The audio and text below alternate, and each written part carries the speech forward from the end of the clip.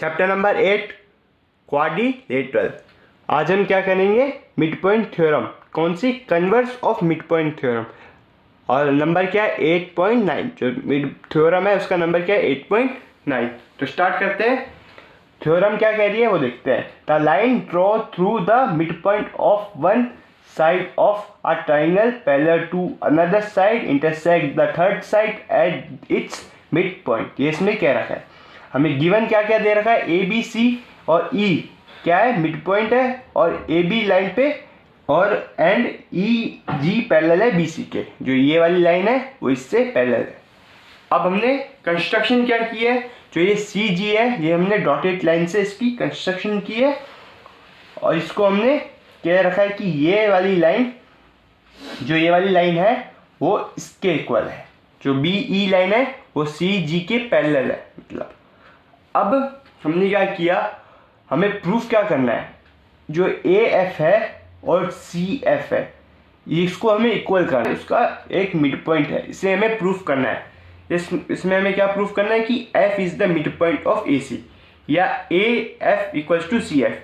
अगर A F equals to C F आ जाएगा तो इसका मतलब एफ क्या है? मिड पॉइंट है। अगर डायरेक्ट ए आ रहा है तो इसका भी मतलब मिड पॉइंट है। दोनों में से कुछ भी आए हमारा आंसर आ जाएगा। तो अब हमने गिवन बता दिया, कंस्ट्रक्शन क्या की थी वो बता दिया, और प्रूफ क्या किया था हमने वो भी बता दिया। अब चलते हैं प्रूफ पे। अब हमने क्या किया, जो पहले गिवन दे रखा था हमने वो लिख दिया। ई जी पैरेलल है बी सी के, ये हमें गिवन दे रखा था। बी पैरेलल है सी जी के, ये कंस्ट्रक्ट की थी। ये जो लाइन कंस्ट्रक्ट की है सी जी और बी ई, ये दोनों क्या है? पैरेलल है। और उससे हम क्या कंक्लूजन निकाल सकते हैं कि B C G is a parallelogram. जो बी सी जी और ई है वो क्या है? एक पैरेललोग्राम है। आप ऐसे देखोगे तो ये एक पैरेललोग्राम बनते हुए दिख रहा है। तो हमने इधर लिख दिया B C is a parallelogram. अब बी ई इक्वल हो गया सी जी के और ए इक्वल हो गया बी ई के, और फिर क्या किया? सी जी को इक्वल कर दिया ए ई के। क्यों? क्योंकि बी ई सी जी के भी इक्वल है और इधर ए ई इक्वल है बी ई के।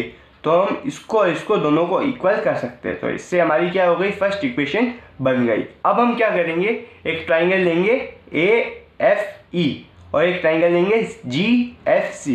ए एफ ई और जी एफ सी, क्योंकि हमें क्या निकालना है? एफ को मिड पॉइंट। तो ए एफ ई लिया, जी एफ सी लिया ट्राइंगल। अब angle A F E equal हो गया एंगल जी एफ सी। ये क्यों हुआ? क्योंकि वर्टिकल अपोजिट एंगल, ये वाला इसके अपोजिट एंगल बन रहा था। जो ए एफ ई है, ए एफ ई ये वाला एंगल, और जी एफ सी ये वाला एंगल, ये दोनों क्या है? Vertical opposite angle. इसलिए यहाँ पे वी ओ ए लिखा हुआ है, वर्टिकल अपोजिट एंगल। अब सी जी इक्वल किया ए ई के। जो सी जी है वो ए ई के इक्वल है। यहाँ पे हमने ये प्रूफ कर रखा है। तो बाय इक्वेशन नंबर फर्स्ट लिख दिया था।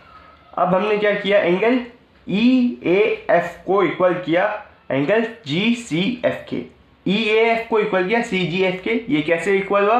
अल्टरनेट एंगल्स बन रहे थे।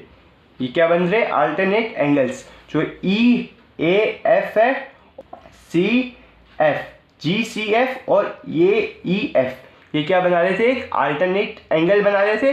तो ये इधर लिख दिया। अब तीन चीज़ें प्रूफ हो गई, तो हम इस चीज़ को कॉन्ग्रुएंट कर सकते हैं। तो पीछे पेज पे चलते हैं, उसे कॉन्ग्रुएंट करते हैं। तो अब आ गए हम पीछे, और हमने क्या कर दिया? ट्राइंगल ए एफ ई को इक्वल कर दिया और कॉन्ग्रुएंट भी कर दिया। ये कॉन्ग्रुएंट का साइन भी है इधर।